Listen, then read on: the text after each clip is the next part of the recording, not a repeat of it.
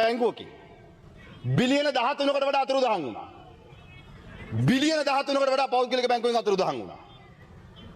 දැන් සාමාන්‍යයෙන් මේ රටේ පුරවැසියෙක් බැංකුවකට ගිහිල්ලා ලක්ෂ 10ක් දැම්මත් ප්‍රශ්න කීයක් අහනවද? ලක්ෂ 10ක් ගිණුමකට දැම්මත් ප්‍රශ්න කීයක් අහනවද? හැබැයි රුපියල් බිලියන 13ක් අන්තර්ස්ථාන වෙනකන් ආණ්ඩුව මුදල් අමාත්‍යාංශේ මහ බැංකුව පුදී.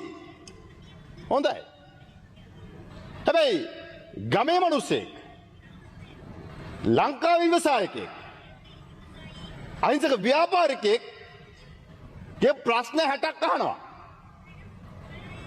ප්‍රශ්න ගණනාවක් අහනවා.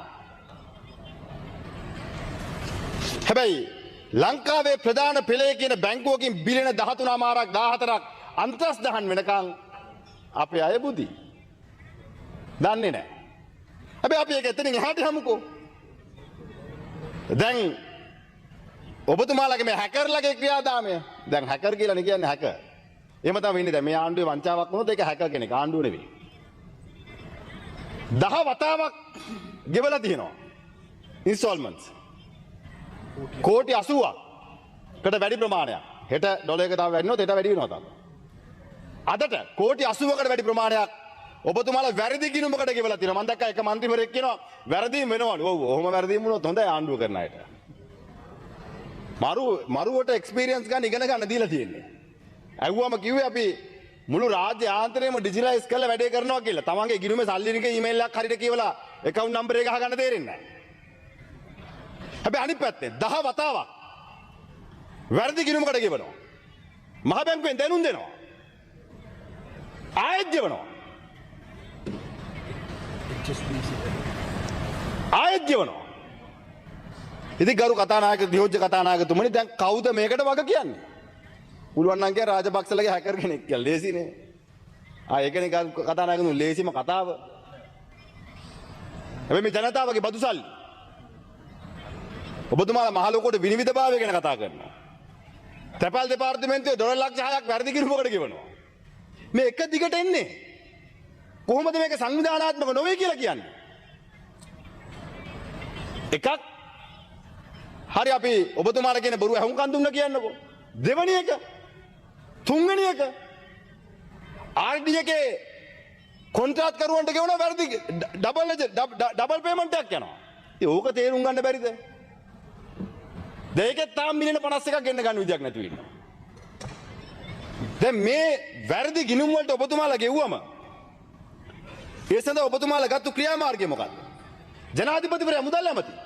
දැන් මේ ආණ්ඩුවේ හැම එකටම CID දුවනවනේ. ජනාධිපතිතුමාගේ හිතරි දෙන්න පෝස්ට් එකක් දැම්මත් CID යනවා කරු නියෝජ්‍ය කතානායකතුමනි. ජනාධිපතිවරයාගේ හිතරි දුන්නමත් CID යන ආණ්ඩුව කෝටි 80ක් වැරදි ගිණුමකට සල්ලි ගෙවලා CID කිය නැත්තේ. මොකද ගත්තු ක්‍රියාමාර්ගය? මොකද ගත්තු පියවර? මොකද ගත්තු පියවර නියෝජ්‍ය කතානායකතුමනි? පියවරක් ගත්තේ නැහැ. මේක වහගන්න උත්සාහ කරා. ජනවාරි මාස ජනාධිපතිවරයා දන්නවා මේක. තීන්දුවක් ගත්තේ නැහැ. ක්‍රියාත්මක වුණේ නැහැ. Honorable Nama Rajapaksa, you have 2 more minutes. ගල්ලංගුරු එක පැත්තකින්. ගල්ලංගුරු වංචාවක් නෙවෙයි. බාලගංගල ගල්ලංගුරු කෙනා වංචාවක් නෙවෙයි. අර කාලබල්ල නෙවෙයිනේ කෙනා ගෙනාවම තමයි කෑවේ. හැබැයි ගල්ලංගුරු වංචාවක් නෙවෙයි. ලැජ්ජ නැතුව කියන විදිය. කෝප්පේගේ සභාපති. කෝප්පේගේ සභාපතිවරයා කියන්නේ. ලැජ්ජයි. ලැජ්ජයි කරු නියෝජ්‍ය කතානායකතුමනි.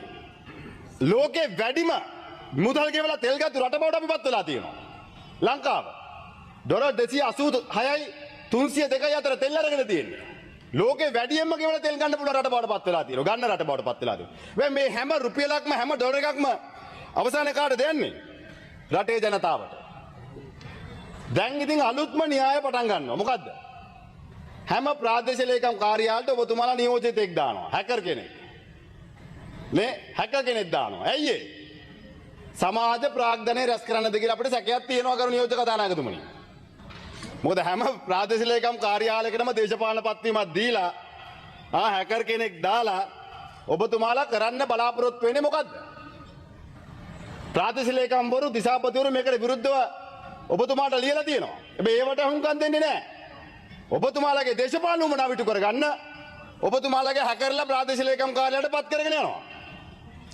දැන් මුදල් අමාත්‍යාංශයත් හැක් කරා කියනවනේ. දැන් ඊළඟට හැක් කරන්න ලෑස්තිනේ මොකද්ද? ප්‍රාදේශීය ලේකම් කාර්යාලය. ඉතින් ඒ හින්දා නියෝජ්‍ය කතානායකතුමනි මේ ගැනත් අවධානය යොමු කරන්න. තව විනාඩියක් මම ඔබතුමාගෙන් ඉල්ලනවා. යාපනයේ දීවරේ අජන්තන් කියලා. ලංකා මුහුදු තීරය ඇතුළතදී කරු නියෝජ්‍ය කතානායකතුමනි ඉන්දියන් දීවරයන්ගෙන් පහර කෑම කළා. ඔහු ඉන්දියාවට අරගෙන ගියා. දැනුත් මැහුම් ගහලා ඉන්දියානු චෙන්නයි වල ඉස්පිරිතාලේ ඉන්නවා. ඉතින් විදේශ ඇමතිවරයෙක් අපි ඉල්ලනවා. මේ පිළිබඳව ජාත්‍යන්තර මේ පිළිබඳව මැදිහත් වන රාජතාන්ත්‍රිකව. මොකද ඔබතුමාලා උතුරේ ජනතාව ගැන ලොකුවට කතා කරාට මේකට තාම නම් මැදිහත් වෙලා නැහැ. මේ සිද්ධිය සම්බන්ධයෙන්. අදටත් මේ වෙනකොටත් ඒ දීවරයාගේ පවුලේ අය පොලිසියට ගිහලා පැමිණිලි කරනවා. කිසිම රජයේ මැදිහත් වීමක් හෝ ආණ්ඩුවේ මැදිහත් වීමක් ඒ තුල අපි දකින්නේ නැහැ. අවසාන වශයෙන් ගරු නියෝජ්‍ය කතානායකතුමා මම වැඩි වෙලා ගන්නෙ නැහැ. මම දැක්ක මැයි දින වේදිකාවේ අපේ ජනාධිපතිවරයා ඇමතිවරු මහ උජාරුවට නඩු වාර්තා කියෙව්වා. ඉතින් කම්කරු ගැන කතා කරේ නෑ ගරු නියෝජ්‍ය කතාව නඩු වාර්තා ගැන කියෙව්වා. මම දැක්ක ජනාධිපතිවරයා කියනවා අම්මා තාත්තා පුතා අම්මා තාත්තා පුතා අර පවුම් 90 මාරේ කරේ දාගෙන බල්ලා මේ මතක තියාගන්න 159 දිනාටම කියන්න කියලා ජනාධිපතිතුමාට කියන්න මං කිව්වා කියලා.